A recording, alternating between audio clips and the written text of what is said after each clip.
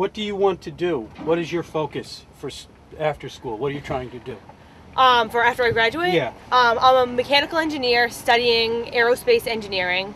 I'm not sure exactly what I'm going to do, but I'm hoping to get a job at an aircraft manufacturer, possibly Pratt & Whitney or Boeing.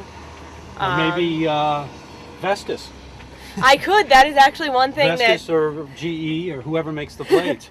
Because, you know, that's big. I went to their plant. They would not let me film there. Do I go this way? I think so. They would not let me film there. They would not let me bring it in. There's a lot of secrecy about how they build those blades. Oh yes, there's a lot around That's everything. their money. Wow. It's the blade. It's not the transformer or the what is that generator? Called? The generator. It's not the generators. It's the blades. Mm-hmm. That actually was one interesting thing about this project. It was not supposed to be related to your major area of study, but it just happened that with my aerospace concentration, I got to work on something that was related to aeronautics, which was very interesting for me. And this is one route I could go with my future studies and work, though I'm not sure quite yet. I'm only a junior. I'm not sure quite yet what I'm going to do. How about yourself? I'm actually studying environmental engineering right now. And after graduation, you know, get a job and do some grad school, and hopefully something that'll always be around. It's everything from the water, the soil, the air. I mean, it's a big problem now because people are just realizing how much damage we've done to the earth in, you know, the past 100 years, and somebody's got to clean it up and look into ways to not mess it up again. So. Well, actually, we're already using some of their research in our grant applications for the Mass Technology Collaborative to come and do the feasibility studies. There were some things they wanted us to answer before they would really recommend us applying. So we've answered those questions, and some of those were transportation issues. Others were, what were they? Flight patterns, I believe. Oh yeah, and that was a bird different study that we migrations couldn't do. and But things also like the that. airplanes. Yeah, so we had to give them some little bit of reports for the sites that are being considered. They looked at aviation concerns. So those studies were done. It was pretty quickly, actually, where there's a company that just, that's all they do, and they turn those around really quickly. And that's actually going to help determine, you know, the height of what turbines can go in. Has a lot to do with aviation restrictions.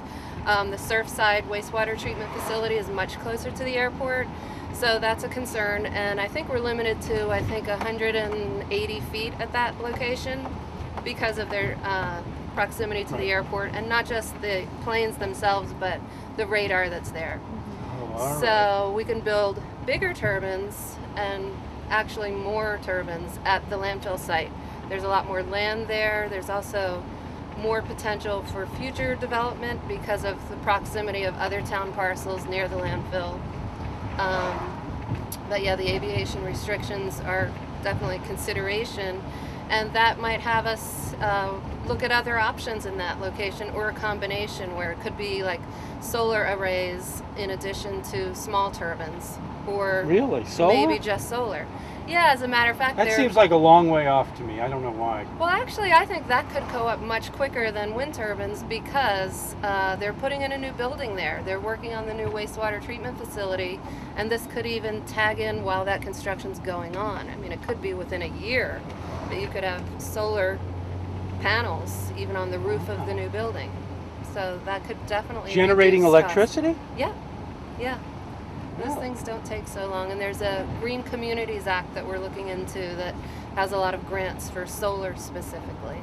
Now, what is your job? What's your specific job with this? With this, I'm the chairman of the Energy Committee. So we do a lot of things, including looking at different anything energy related that could affect the island, whether it's legislation that's coming along or maybe needs to be changed, or local bylaws.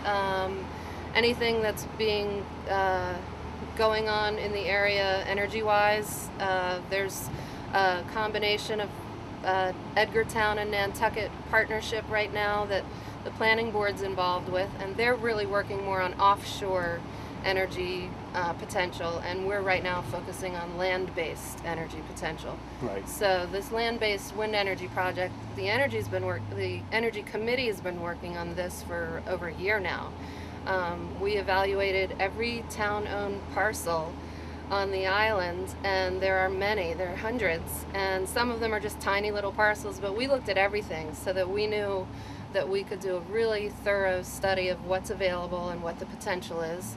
And we narrowed that down to about 13 sites, and we had base studies done by the Mass Technology Collaborative. They sent out the Renewables Energy Research Lab, and they did preliminary site studies. So that helped us narrow it down to 2, which was really helpful. So now we're really focused on these 2 sites.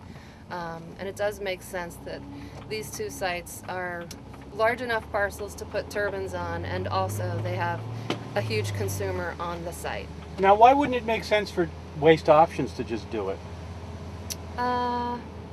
I don't know. It could be that Waste Options would. We don't know yet if this would be a town-owned project, Right. or a privately owned project, or a partnership between municipal and private entity. Right. It could be that there's a wind company that would like to set up here, and maybe, these are all things to be looked at. Is it possible? Would it be ever? Could we ever imagine a point where we would generate our own electricity? Yeah, I mean, that's one thing we're And then- considering. then Do you how- mean as a municipal light company?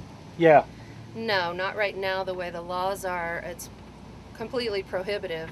There Because hasn't been one. they own the tower, the Right. power poles. Right, National Grid does? owns all of the infrastructure. Yeah, I see. For deregulation, you could start a municipal power company, Yeah. but it's been so prohibitive that I think it's been 80-something But years didn't we have since the one? town has. We did, and it was sold. So if we had some kind of crystal ball to tell us not to do that in the future. When did we do that? That was about 15 years ago, I I think. remember Yeah, that. I remember it was Nantucket Electric. Yeah, that's right. And then National Grid bought that. It was called a different company at the time. Right, right. But there's Whitey. All right. But yeah, Bye.